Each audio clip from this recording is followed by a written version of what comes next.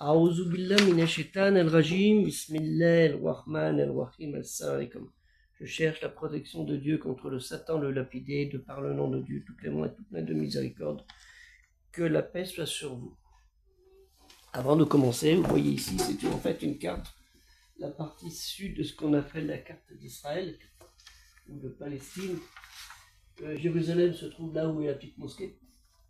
Et là, c'est la zone, ce qu'on appelle la bande de Gaza, Rafah, Khan Younous, Der El Bala, El Nusaïra, Bet Lahija, Gaza naturellement, et Jalabia, qui est juste ici, où actuellement il y a un encerclement qui est en train de se faire pour les raisons que vous savez, et les causes de la raison que vous savez.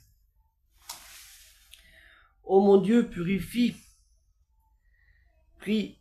de bénédiction Abraham et sur la famille d'Abraham, tu es digne de louange et de gloire. Allahumma salli ala Ibrahima wa ala ali Ibrahima innaka hamidun majid. Si je donne cette deuxième partie de cette salutation que vous connaissez tous, c'est qu'il y a bien une raison.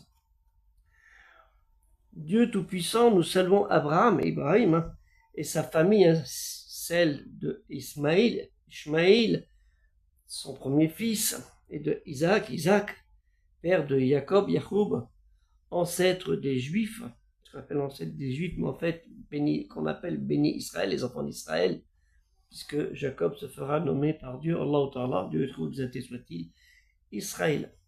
Il n'y a aucune contestation là-dessus. Des savants musulmans et autres accordent ces bienfaits dont ils ont été comblés. Et la preuve, nous la trouvons dans la sourate 2, Al-Baqarah, la vache, au verset 40, 47 et 122. Au 40, enfants d'Israël, rappelez-vous mon bienfait que je vous ai comblé. Si vous tenez vos engagements vis-à-vis de moi, Dieu, Allah Ta'ala, le très exalté soit-il, je tiendrai les miens, et c'est moi que vous devez redouter.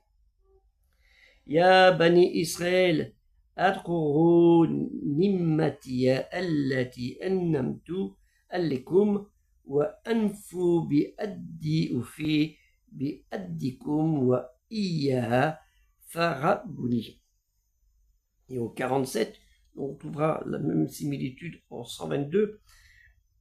Ô enfants d'Israël, rappelez-vous mon bienfait dont je vous ai comblé. Rappelez-vous que je vous ai préféré à tous les peuples de cette période, de cette époque, naturellement. Pas pendant toute une durée d'époque, dans une certaine temps d'époque, qui était assez longue quand même. Ya Bani Israël, adkhuru nimmatiya allati anamtu alaikum, vous, wa ani faddaltukum ala al-alamin, de l'époque du temps, la période de temps. Et on retrouve donc 47, 122, c'est le même.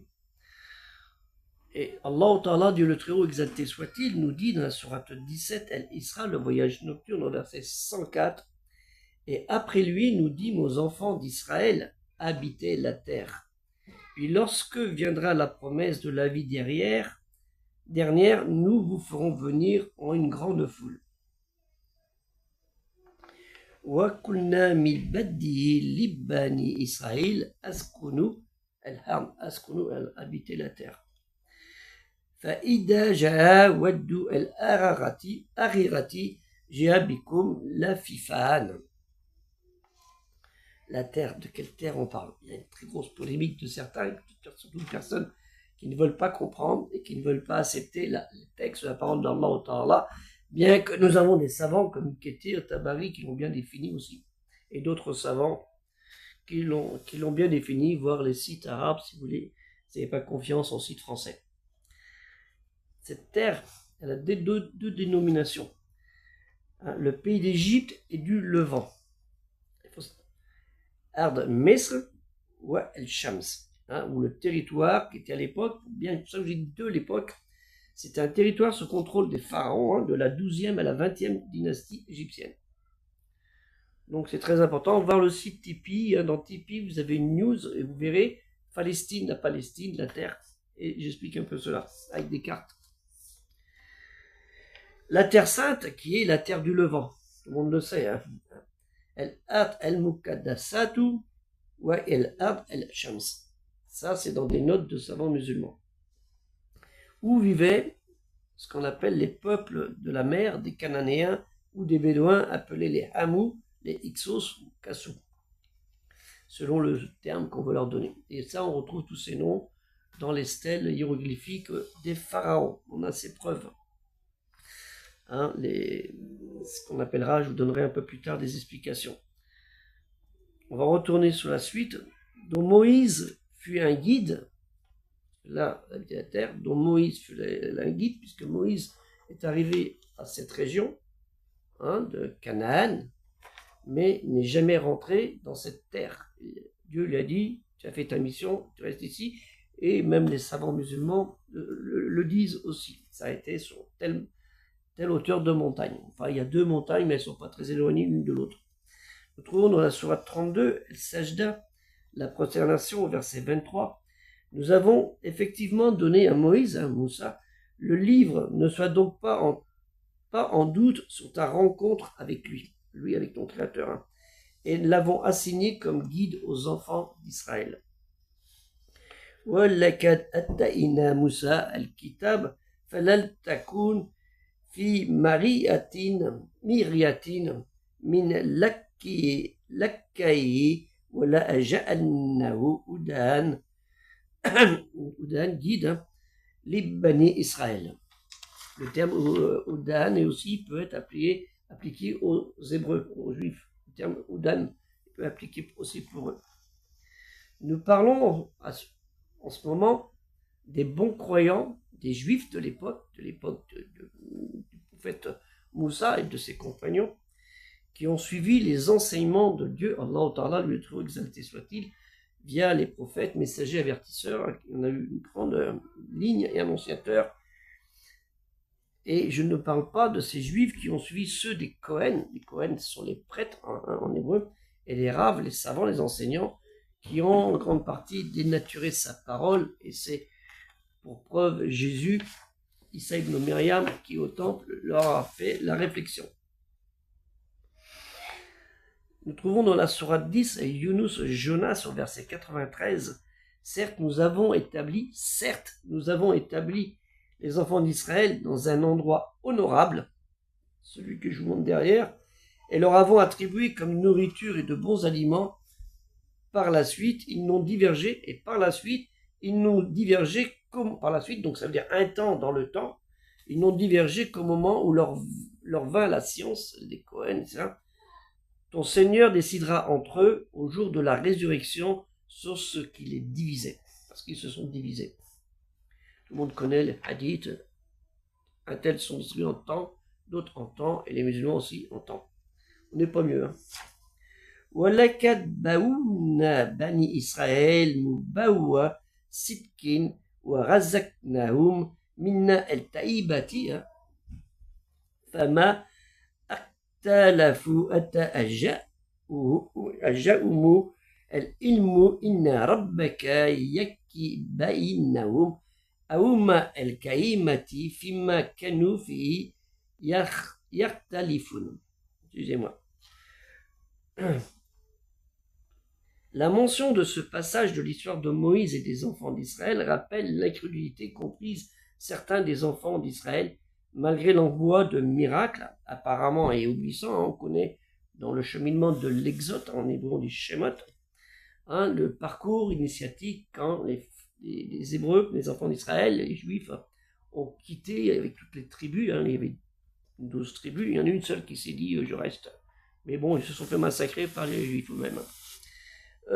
Et que durant toute cette période, il y a eu tout un parcours que j'ai déjà expliqué on peut voir l'Antipu ou dans la mosquée de Thouars, le parcours qu'ils ont eu pendant un long moment, il y a 40 ans.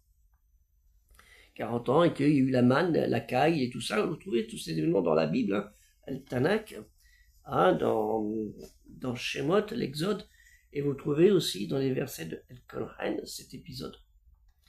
Donc je ne vous raconte pas des salades là-dessus, on vous donne que des sources fiables et sûres.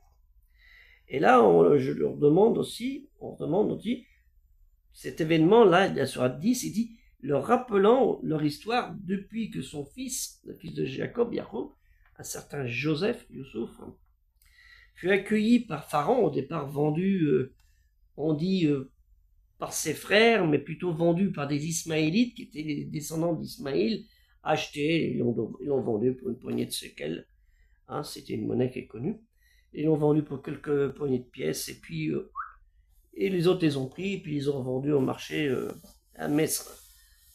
Mais en fait, c'est pas Mesr à l'époque, hein, en Égypte, c'est Kemet, hein, ça donnait un autre nom, Kemet. Hein, il y a la Haute-Égypte, et là-bas c'est Égypte. Et donc ce Jacob qui fut en fait vendu à Pharaon, et puis un certain temps qu'il a été agréé, hein, accepté de bien par la bienséance des pharaons, par les pharaons, et puis pendant un temps il était bien, et puis finalement ils ont dit qu'on va être nombreux, ça va pas le faire, donc ils ont mis en esclavage, et ça a duré un certain temps. À définir la durée de temps aussi de celle-ci, souvent on dit 400 ans, mais pour certains on dit c'est plutôt 80 ans, parce que les 400 ans sont inclus dans un parcours initiatique des Hébreux. Mais ça c'est un autre sujet. Et là, il arrive aussi cette période, puisqu'on parle de ce verset, sur Yunus, verset 93, la délivrance par la mission de Moïse à Moshe ben Aram. Moshe ben Aram, c'est bien Moshe ben Aram en hébreu. Ça, selon les traductions, il marque en arabe Ali Imran, la famille de Imran, mais en hébreu c'est Amram. Donc il n'y a pas de honte à donner le vrai nom. Hein. Les traductions, faire attention à certains là-dessus. Donc c'est Moshe ben Aram qu'on appelle Moussa. Les avertissant néanmoins que cette jouissance n'est que pour un temps déterminé, que le jour du temps de la résurrection, où viendra que tous les humains, depuis la création du monde jusqu'à nous, on sera déjà dépassé par d'autres, tous les humains seront rassemblés, les croyants, les incroyants, les oppresseurs, les opprimés, les rassemblés sur un même niveau, afin que Dieu puisse les juger au grand jour du jugement. Et ce peuple juif, naturellement, et tous les autres, ne feront pas exception à la règle de leurs égarements dans la colère de Dieu. Hein, sourate, vous connaissez bien la sourate Fatiha, hein, de l'égarement et la colère, et eux, ils ont eu la colère et l'égarement en même temps. Donc, ils ont touché le jackpot dans la punition. C'est pourquoi est venu le prophète Mohammed sallallahu alayhi wa sallam, et que cette invocation où sont rassemblées la famille d'Abraham et celle de Mohammed. Et c'est pour ça que j'ai pas commencé par le début, j'ai commencé par la fin, pour bien faire comprendre le cheminement que, oh mon Dieu, prie sur Mohammed et sur la famille de Mohammed, tu es digne de louange et de gloire. Allahumma salli ala Muhammadin wa ala ali Muhammadin innaka hamidun majid. Donc vous voyez, on a le vrai parcours initiatique. Et là, il faut comprendre que Ibrahim, alayhi salam, la paix de Dieu soit sur lui, ainsi que sur sa famille, est l'un des prophètes les plus prophètes, messagers, annonciateurs et avertisseurs, le plus souvent mentionné dans la révélation récitée El-Qur'an, qui fut testé de multiples façons à travers sa vie et à son parcours depuis la Mésopotamie, j'ai déjà fait une carte là-dessus, hein, jusqu'à Canaan, ce qu'on appelle Canaan, qui a été rempli par ces peuples de la mer, ces gens qu'on appelle les peuples de la mer, les Philistins, les Phalécètes, et bien d'autres. Comme cela a été fait, naturellement, ce test a de nombreux prophètes, messagers, avertisseurs et annonciateurs. Abraham est décrit comme un pur monothéiste avec une foi inébranlable en un Dieu créateur de toutes choses qui aura pour mission d'appeler sa propre famille, son peuple, les monarques à l'adoration exclusive de Dieu, Allah Ta'ala, lui trop exalté soit-il. Il fut ce monothéiste strict qui n'est pas sans lui faire subir diverses épreuves. Néanmoins, même s'il avait la croyance, Dieu l'éprouvera quand même. Et comme tous les prophètes, et Mohammed sallallahu alayhi wa sallam en fut pareil. Il lui est demandé de rejeter à sa famille, notamment à son peuple, les causes de leur obstination à rester dans l'idolâtrie et de ce fait à aller émigrer plus loin. Il obéit à l'ordre de Dieu par laquelle il est resté, dans lequel il démontre à chaque fois sa fidélité envers lui, c'est ce que a fait le prophète Mohammed sallallahu alayhi wa sallam quand il a fait son hijra, quand il est parti de Mecca, la ville qu'il a aimée, jusqu'à la fin de sa vie, qu'il a aimé pour partir à la Médine où étaient ces bénis Israël, les enfants d'Israël encore. Il y avait toujours. Donc méditez bien sur les invocations, quand vous faites ces invocations, ce que ça signifie. Hein, le terme Allahumma salli ala Muhammadin wa ala ali Muhammadin innaka hamidun majid. Allahumma salli ala Ibrahim wa ala Ibrahim innaka hamidun majid. Pour faire en plus court. Que la paix soit sur vous, salam alaikum, et aider le projet culturel universel qui n'a que pour but de donner un éclairage en français à des gens qui sont soit francophones ou non francophones, même des arabisants, pour bien comprendre, bien discerner la parole de Dieu, Kalimati Allah.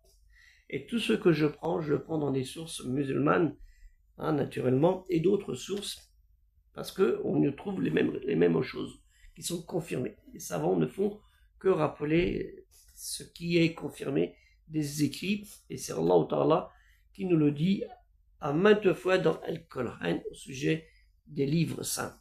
Que la paix soit sur vous, salam alaikum, et il est, comme je le dis, culturel musulman universel dans biographie, que vous pouvez aider 5 euros, 10 euros, 20 euros, 50 euros, on a besoin de vos dons. C'est très nécessaire pour pouvoir acheter ces cartes, pour acheter les livres, voir tout ce que vous avez vu, et toutes les vidéos que vous pouvez voir sont faites grâce à l'acquisition de ces cartes, à l'acquisition de ces livres, de ce savoir qui est nécessaire d'avoir, puisque Allah, Dieu le très haut exalté, nous a dit une seule chose au début, Iqra bismi rabbika, lis, révèle, récite, apprends, hein, au nom de ton Seigneur. Donc ça, c'est très important. Il ne suffit pas de répéter machinalement. Hein. Moi, je peux vous apprendre à lire un texte en chinois ou en wolof. Ça prend hein, ça prend un quart d'heure, une demi-heure, hein, mais j'aurais rien compris de ce qu'il a dit. Vous voyez ce que je veux dire? Parce que là, il faut bien comprendre le sens. Donc, même en français, vous pouvez comprendre des choses. On n'est pas plus ignorant et plus idiot que les autres. Que la paix soit sur vous, comme et des culturels musulmans universels.